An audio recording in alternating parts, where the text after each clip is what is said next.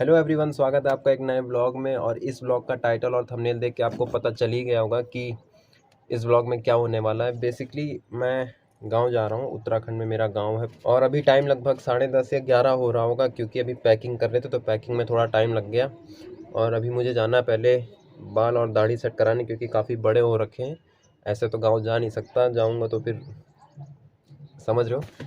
Train जो है हमारी वो है लगभग 3:30 या 4 बजे की, पता नहीं कितने बजे की है, लेकिन हमें यहाँ से जल्दी निकलना है 2 बजे। और 2 बजे निकलने के लिए 1:30 बजे तक तैयार होना बहुत ज़रूरी है।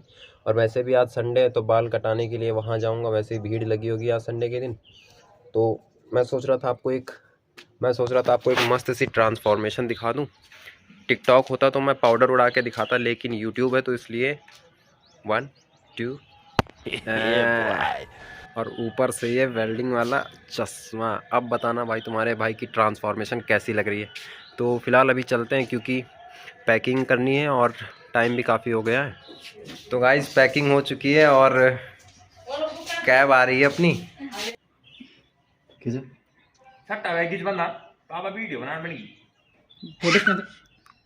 Video by Parth. बाय करो बाय करो।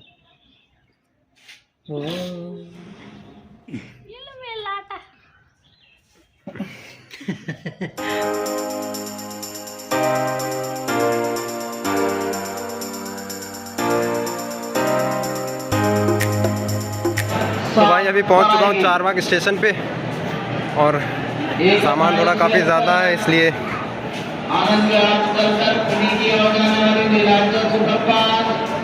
यार गाइस गलत सीन हो गया। पहले जो हमारी ट्रेन थी वो आ रही थी प्लेटफॉर्म नंबर 3 पे, और अब उन्होंने अनाउंसमेंट किया है कि प्लेटफॉर्म नंबर 7 पे आ रही। तो फिर भागना पड़ रहा है इमरजेंसी में।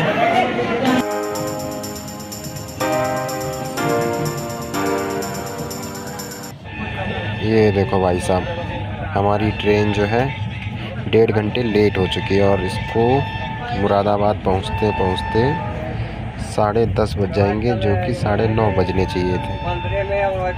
It's mean 1 hour late.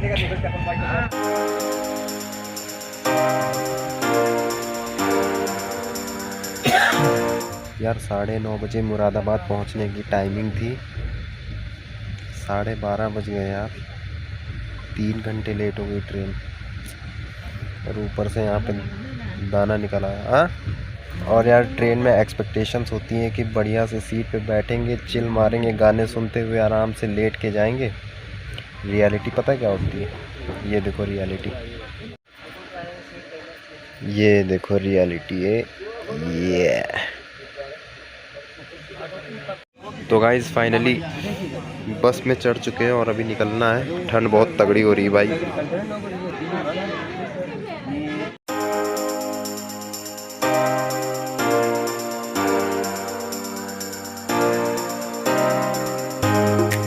यार भाई मैं गांव पहुंच गया हूँ यार।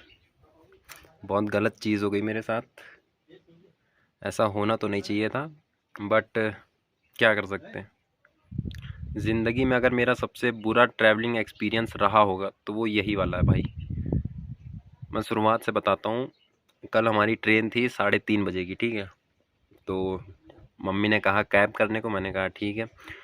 बट हमारे पास जो था सामान ज़्यादा था, तो इसकी वजह से मैंने ऑटो किया, ठीक है। क्योंकि ऑटो में क्या होता है कि पीछे जगह होती है तो उसमें पूरा सामान आसानी से आ जाता है। तो लेकिन ऑटो कौन सा आया? इंडियन टेस्ला ई रिक्शा, मतलब ये वाला जो फ़ोटो आ रही होगी यहाँ पे, ये वाला ई रिक्शा आया, ठीक है। ई रिक्शा वाले भाई ने जैसे तैसे 12:30-15 की स्पीड में स्टेशन पे पहुँचा दिया टाइम पे, ठीक है। मतलब उसके बाद प्लेटफॉर्म नंबर 3 पे ट्रेन आने वाली थी, वहाँ पे दूसरी ट्रेन खड़ी थी। इसकी वजह से उसका प्लेटफॉर्म चेंज करके 7 पे उसको रखा गया, ठीक है। 7 पे आई थी वो। तो इतना सामान लेके, मतलब 2 बैग थे, वो वाले जो होते नहीं बैग, वो थे। और एक बैग था वो वाला कंधे वाला, और एक मम्मी के पास था पर्स टाइप का, वो भी बैग ही था। मतलब 4 थे कुल। और तो जैसे तैसे मैं लेके पहुंचा सामान प्लेटफॉर्म नंबर 7 पे, ठीक है। वहाँ बैठा। ट्रेन में इतनी भीड़ हो रखी थी, मैंने सोचा था आराम से चिल मार के जाऊंगा, बढ़िया गाने सुनते हुए और मूवी देखते हुए। लेकिन इतनी भीड़ हो रखी थी, फिर उसके बाद क्या हुआ कि हमारी ट्रेन जो थी वो 3.5 घंटे लेट हो गई थी, 3-3.5 घंटे लेट हो गई थी। तो उसको मुरादाबाद पहुंचना था लगभग कितने बजे हैं, मुरादाबाद था उसका 9:30 बजे पहुंचने का टाइम, और वो पहुंची लगभग 12:30 बजे। तो वहाँ से पहले क्या होता था कि लखनऊ चारबाग से डायरेक्ट ट्रेन जाती थी रामनगर तक, और अब क्या होता है कि वो ट्रेन कैंसिल हो गई, तो इसकी वजह से मुरादाबाद स्टेशन से हमें दूसरी पैसेंजर ट्रेन पकड़नी पड़ती है रामनगर के लिए। तो हम लेट हो गए थे, तो मैंने सोचा कि ट्रेन से निकले और बाहर बस देखने गए तो बस मिली नहीं, और जब वापस आए तो ट्रेन निकल गई। ठीक है, उसके बाद जैसे तैसे मुरादाबाद से बस मिली, और हम लोग लगभग रामनगर स्टेशन पे पहुंच गए थे 3:30 बजे तक। 4 बजे वहाँ से बस चलनी थी, वो वहाँ से केवल 2 बस निकलती हैं, एक जो 4 बजे निकलती है वो सराय खेत से होते हुए आती है, और जो दूसरी आती है वो आती है बैजरो साइड से। तो मुझे सराय खेत वाले में जाना था क्योंकि वो जल्दी पहुँचा देती 11 बजे, इसलिए हम लोग बस में गए और पहुँच गए टाइम पे। जब बस में गए तो वो बस इतनी छोटी थी, लगभग नैनो जितनी थी, मतलब वो बस क्या ही बोलूँ मैं उस बस को। ना मुझे विंडो सीट मिली, ऊपर से इतना दब के बैठना पड़ा। ठीक है, फिर ब्लॉग मैंने बनाया ही नहीं, मेरा मन ही नहीं किया ब्लॉग बनाने का।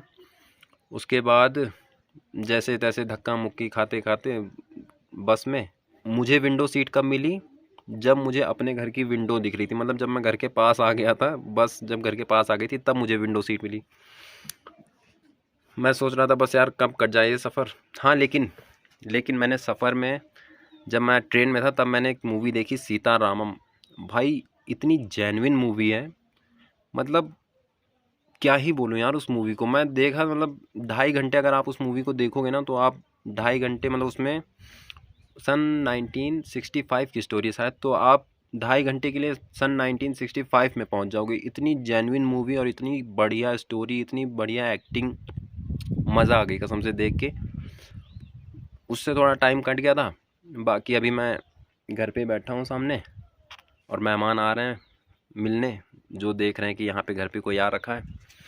तो फ़िलहाल सफ़र जैसा भी था, व्लॉग मैंने जैसे सोचा था वैसा तो बन नहीं पाया, मजाक अलग से हो गया, बट कोई नहीं।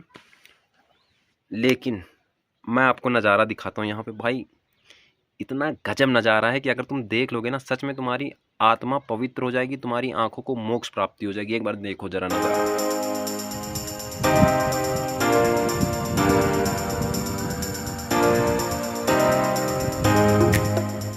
और ऊपर से ये शानदार मौसम, आए हाय क्या ही मज़ा आ रही है भाई, बता नहीं सकता मैं सच में।